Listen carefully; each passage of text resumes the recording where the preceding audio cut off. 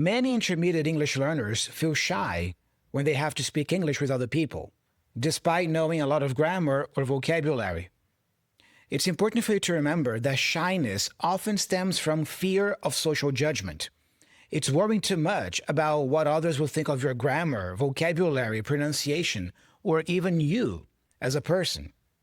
If you feel that way, if you feel shy to speak English in public, don't worry. This is a common struggle that many learners face. In today's episode, we're going to explore why this happens, why we feel this need to listen to external opinions, why we fear external opinions so much, and most importantly, what we can do to start getting rid of them, to start freeing ourselves from these external opinions of other people. Overcoming this fear unlocks new levels of fluency, confidence, and enjoyment in English. So, let's get started. Hey there, how's it going? Thiago here, and welcome to another episode of the podcast. How have you been? Hope you've been doing well. Hope you've been having a good week. In case you're new here, this podcast is designed to help intermediate and advanced learners of English communicate with more confidence, more accuracy, more clarity, and more awareness. If this sounds like something you want for yourself and your English, subscribe to the channel here on YouTube or follow the show if you are on Spotify or Apple Podcasts. That way, you won't miss a single new episode. The time to join my Speaking Accelerator program is coming to an end. The program begins officially next Monday, July 7th. It's a great opportunity for you to practice speaking English while having my guidance and feedback. And it's completely flexible because we're not going to be meeting live. We're going to be exchanging messages throughout July via audio messages on Telegram.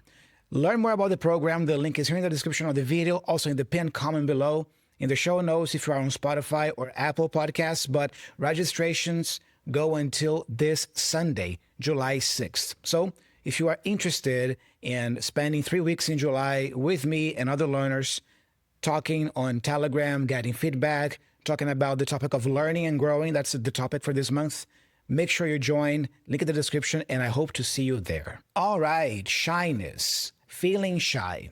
I think it's important for us to start by defining shyness and also how it is different from introversion, because many people confuse these two. They think that introversion and shyness are the same, but they're not.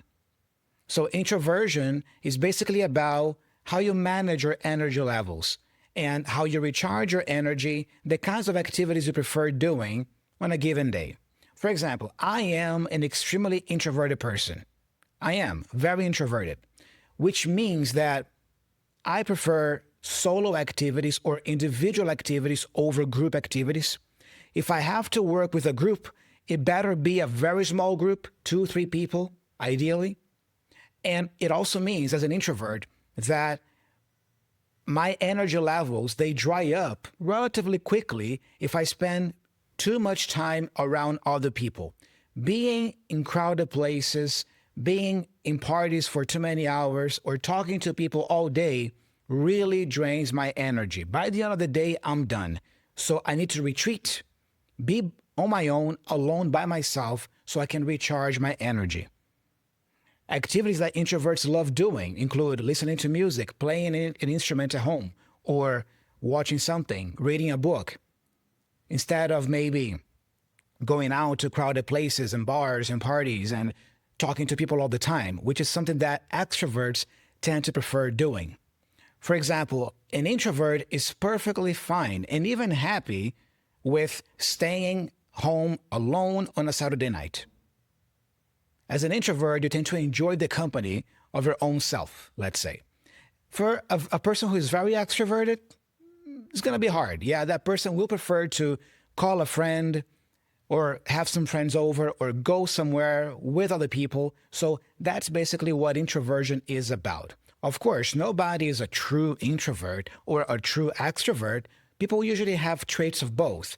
But what we do have most of the time is a preference, an inclination towards either one or the other. And then we tend to recognize ourselves as more of an introvert or more of an extrovert. So that's basically what introversion is about. Shyness, on the other hand, is about fear of social judgment. Maybe you choose not to speak in a meeting or not to share your thoughts in a group of people because you are afraid of what they will think of you. You are afraid people will think that you are dumb, stupid, They won't like how you sound. They won't like your pronunciation. They won't like your ideas. So you prefer to be quiet and don't say anything. This is more shyness. You are choosing to be quiet, to not interact because of fear of social judgment, how others will perceive you. So it's crazy because the truth is that it is possible for a person to be super introverted, like myself, and not be shy. Because, for example, many times I am in a meeting with people or in a group of people, I choose to listen and not to speak so much, maybe because I don't want to speak. Maybe the topic of the conversation doesn't really spike my interest that much. So I prefer to just hang around, just listen, and I'm happy with it. So it's not because I'm afraid of what people will think of me. So it is possible for an introvert not to be shy. And it is also possible for a super extroverted person to actually be shy and have that fear of social judgment. Isn't that crazy? Of course, these two traits of introversion and shyness usually go together for some people. It's possible for a person, obviously, to be both shy and introverted, but not always. That's why it's important for us to start this discussion today by defining these two. What I am talking about in today's episode is fear of social judgment, which is the true definition of shyness. I am not talking about introversion, being a quiet person or just keeping yourself to yourself because you want to. You are happy that way. All right. It's not about that. It's about not engaging in discussions, not sharing your thoughts because you are afraid of what others will think of you. That is how we define shyness for the purpose of this episode. Okay. So let's get started here with the root of the problem. Why do you feel shy in a meeting, when talking to someone? I would say it's because of this people-pleasing or people-pleaser mentality that you might have. Many people fall into a people-pleaser mentality, constantly seeking approval and wanting to be seen as good or likable. Here are some questions for you to reflect. Do you analyze every word before speaking? Worried that your speech is not perfect? Do you avoid English-speaking situations to prevent potential criticism or awkwardness? Do you agree with opinions you don't hold just to fit in? Oh, that's a big one, huh?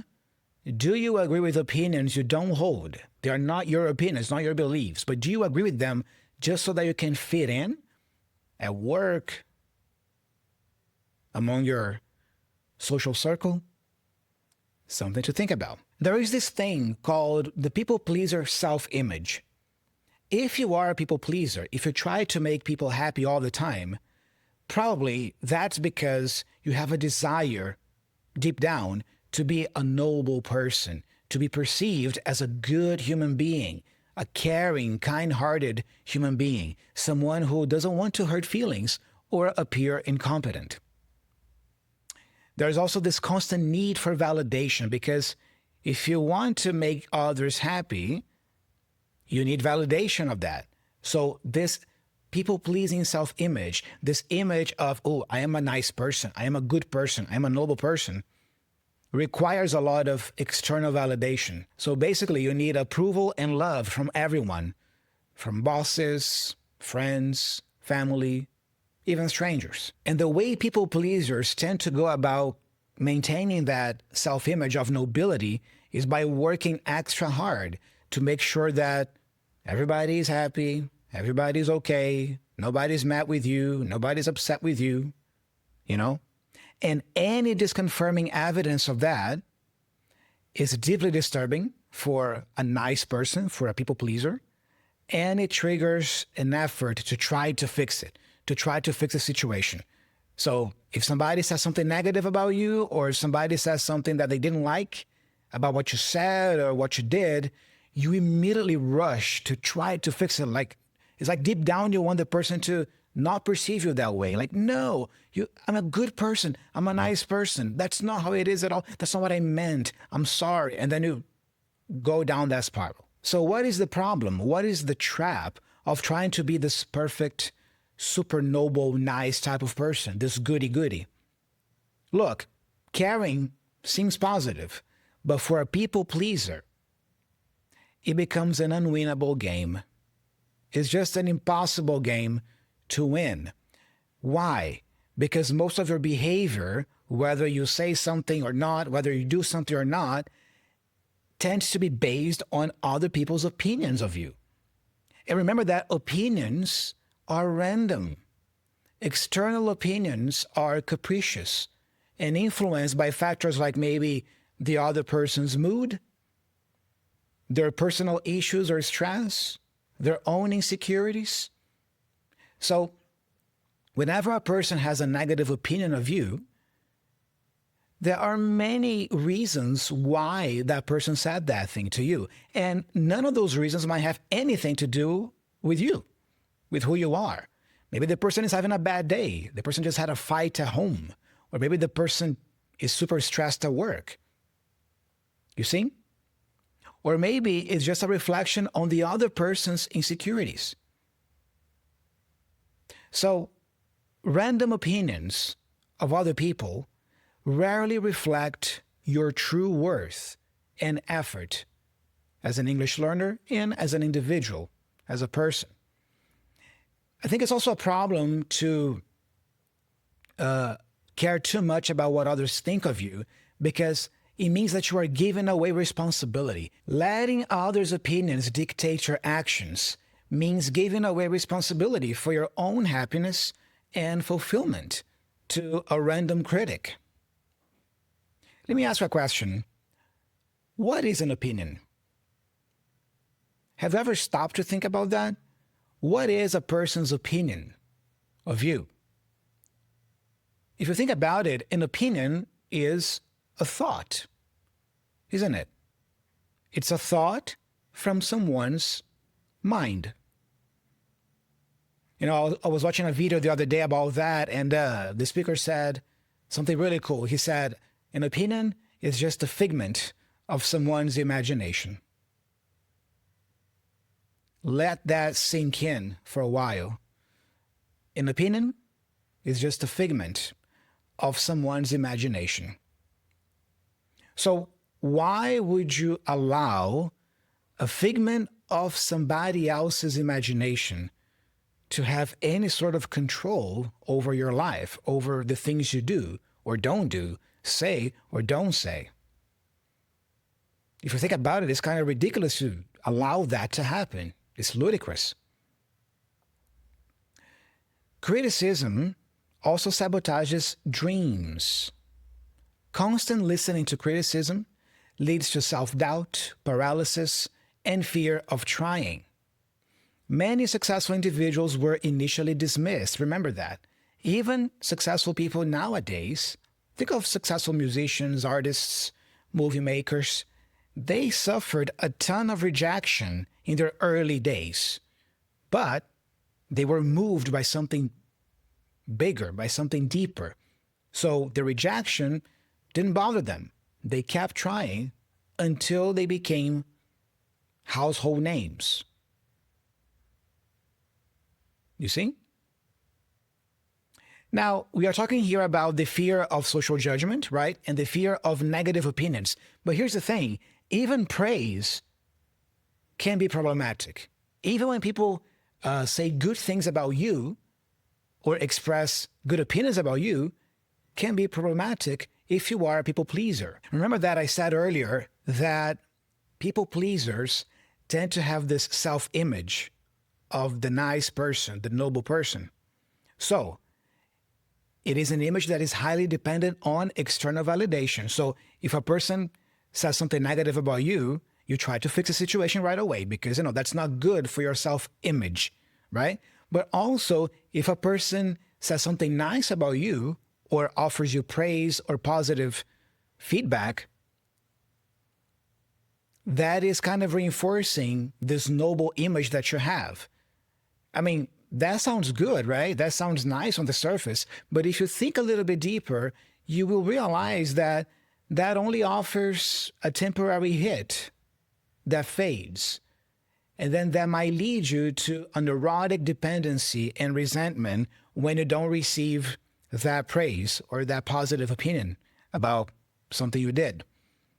And I would say that worrying too much about what other people think of you, both good things and bad things, is an impediment to your progress because it distracts you.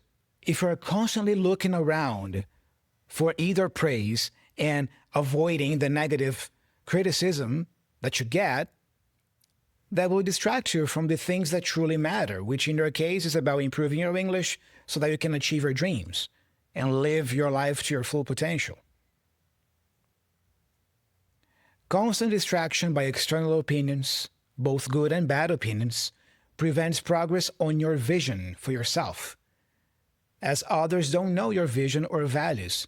Most people have no idea of what your goals for your life are, your vision for your life is. So why would you let random opinions of people prevent you from speaking up, from sharing your thoughts and ideas in a meeting? Why? Shyness comes from fear of social judgment. In other words, this fear of what other people think of you. We've also discussed that trying to preserve this incredibly nice, kind, noble self-image is an unwinnable game. It's not a good strategy for you to have for your life because negative opinions are random and they can make you neurotic about fixing them when you get them. Positive opinions can also make you dependent, too dependent on them. So it's like you are always seeking external validation. So your behavior, the way you speak, the way you share your ideas is predicated on that, on getting that external validation. We've just discussed that this is an unwinnable game. It's not a good strategy for your life. So what is the solution? Let's call it the middle way. The middle way. It's about reclaiming your power as an individual. All right? The solution here is not about becoming a jerk or becoming a person who is callous and doesn't care about anyone. No, that's not the solution. The solution is a middle way. Being completely independent of the good or the bad opinions of others, while remaining grounded in your own values that you know are right for you. It's like you become this unwavering captain in your life, and you are leading this unwavering path. A person on this path is not swayed by external opinions because they know what they want and what they stand for. So if you know why you are learning English, if you know why this is important to you, if you have the right reasons, because you want to learn and grow as a person, you want to connect with other people, and you want to express yourself clearly, if you know that, then you're not going to be influenced, swayed by a person's opinion of your English, a person's opinion of your pronunciation, your grammar, vocabulary, whatever that may be. Now, what is the benefit of walking on this unwavering path? A path where you are grounded in your values. You know your vision for your life. You know what you want. And you're not going to be influenced or swayed by naysayers. This path is essential for creating a powerful life and powerful English-speaking skills. You are on your own journey. So your goal shouldn't be to sound perfect or to have people praise your English or to avoid people's criticism of your English. Your goal for learning English should be related to, like I said, communicating your ideas effectively, connecting with others, learning about other cultures, and learning and growing as a person. Now, the interesting thing is that in order for you to be able to do these things well, communicate effectively, connect with others effectively, and learn and grow as a person, all these goals require authenticity and courage, not universal approval. You don't need people's approval. You don't need people telling you, oh, good job, very nice, or, oh, that was bad, yeah? You don't need that. All right? I just want to open a little parenthesis here and answer a question because, some of you might be asking right now, but Thiago, what about feedback? Is feedback bad? No, feedback is not bad. But the difference is that if you are grounded in your values, you are able to take feedback as they are. Again, It's another person's perspective. It's another person's thought that comes from their imagination, their experience. You filter what maybe applies to you, and then you thank the person for that. What doesn't apply to you, you thank the person for that as well, and then you just move on. You just don't do anything with it. But you see, you are not deeply affected by a person's feedback of your performance. If it is positive feedback, it's nice.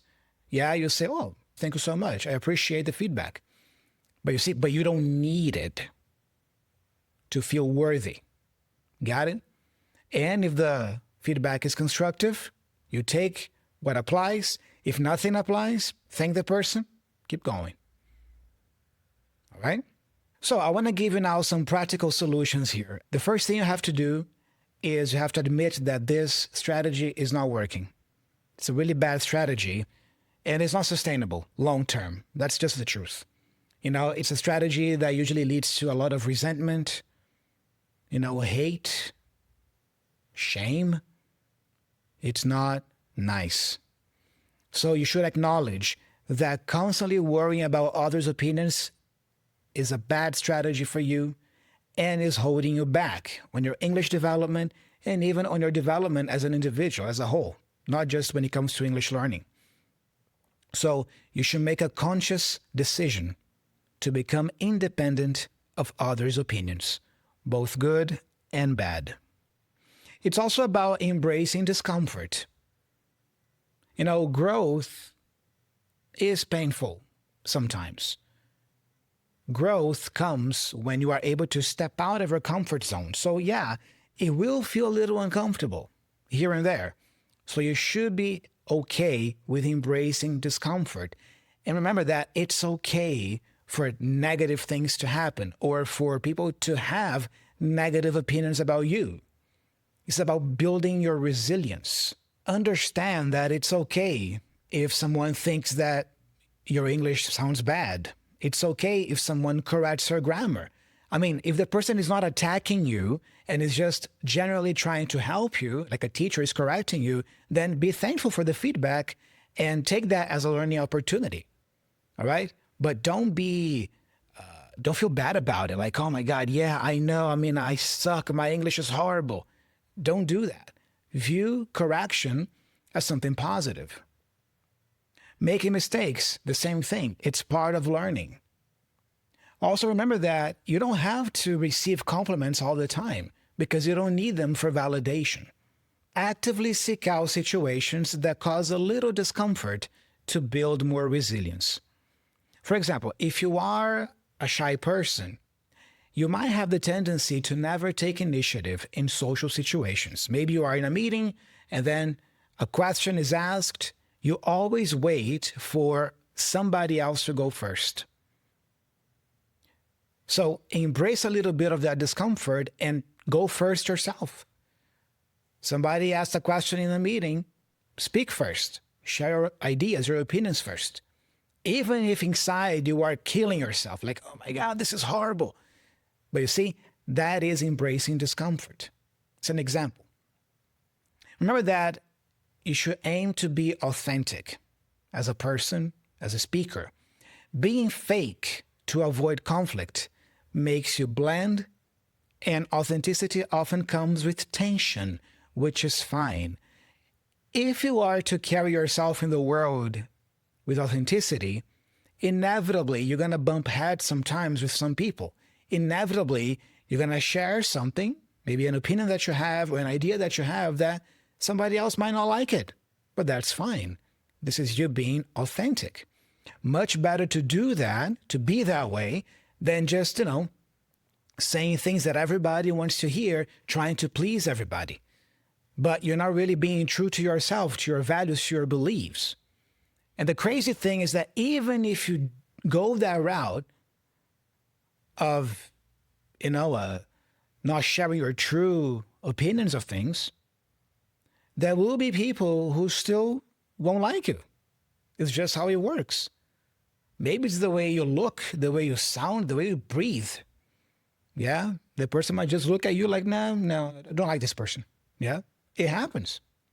When it comes to English learning, here are some things you can do. You can join and actively participate in English conversation groups.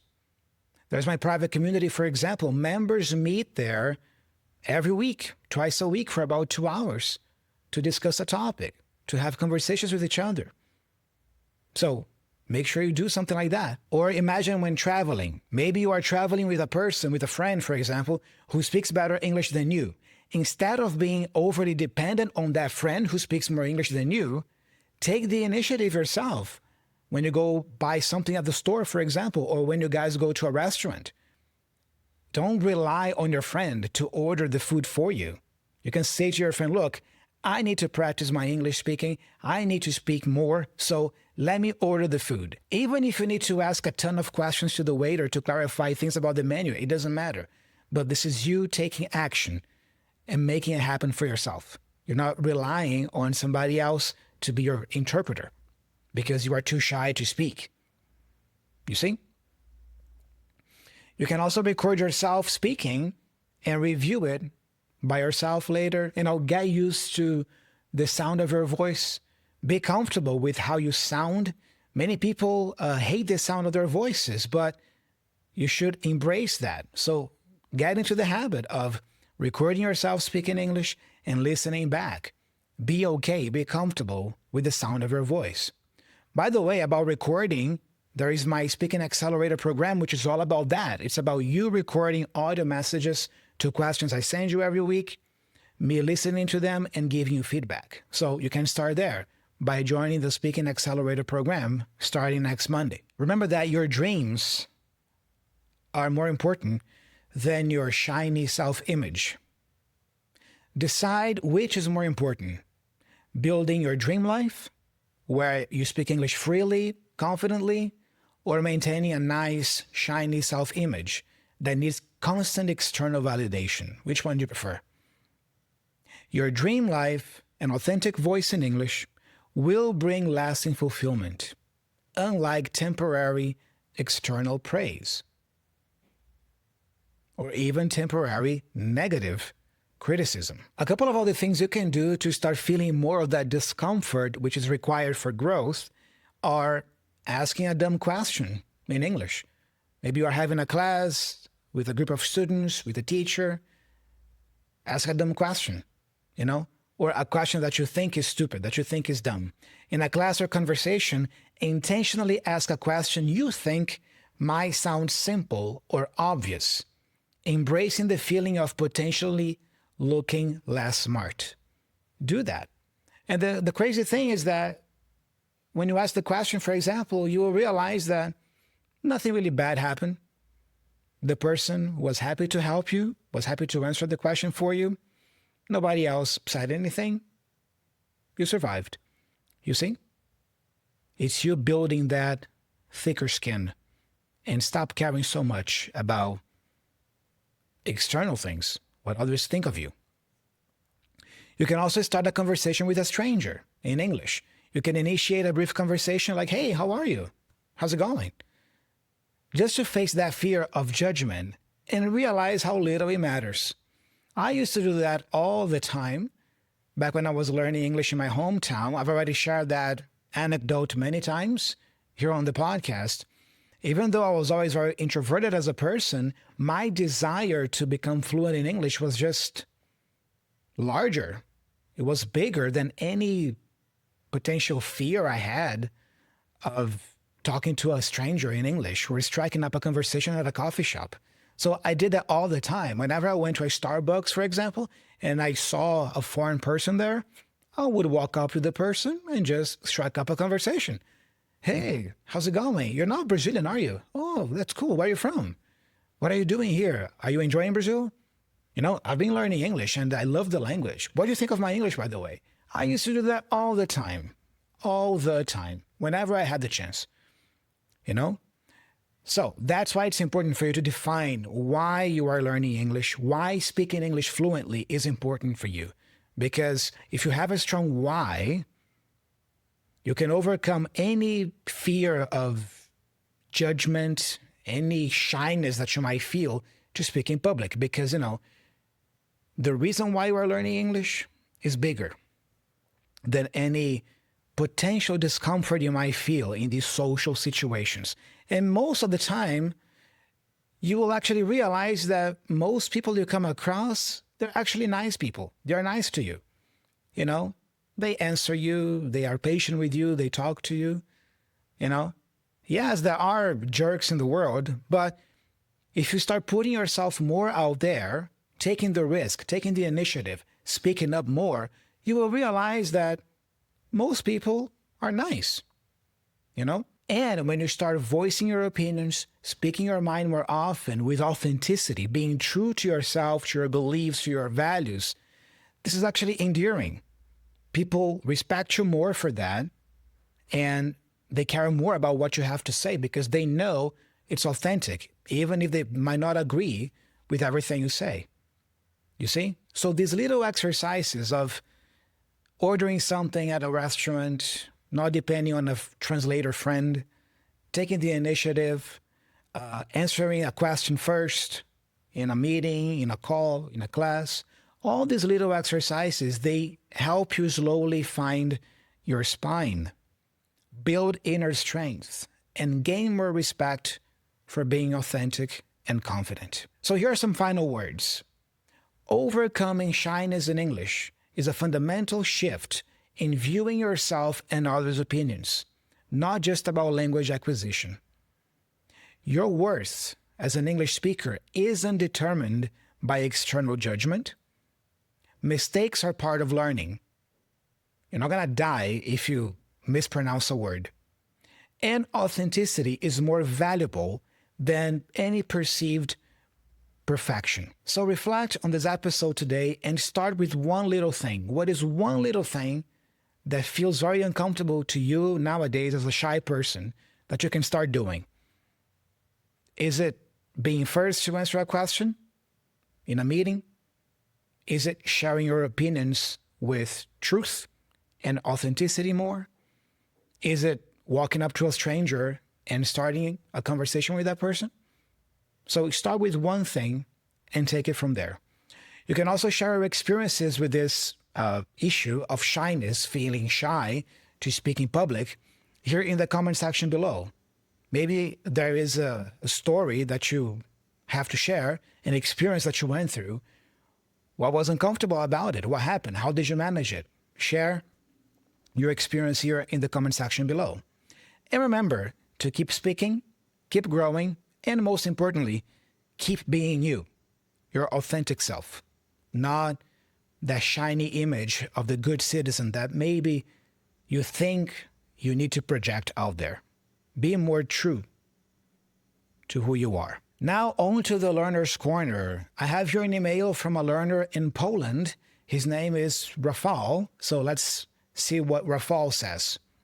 Hello, Thiago. My name is Rafal. I am from Poland. I have been learning English for a few years.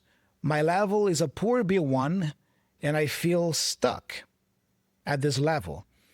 I've tried a lot of courses, videos, podcasts, and I have a private teacher twice a week for 50 minutes. I notice that I forget a lot of words and phrases because I don't use English in daily conversation. What should I do? Where can I find people to talk with or to have conversations? Most apps and websites work as dating portals, but they're not interesting for me. Can you give me some advice? Best regards, Rafal.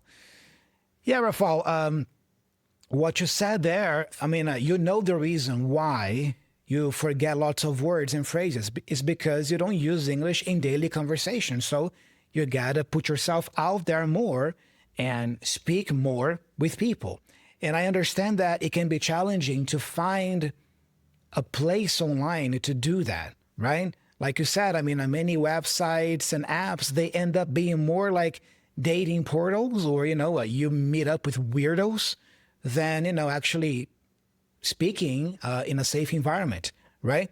I'm sure that if you keep looking, you will find a nice group of language learners to practice speaking with, I can offer as a suggestion as well my private community. My private community is a safe space for English learners. There are no weirdos there.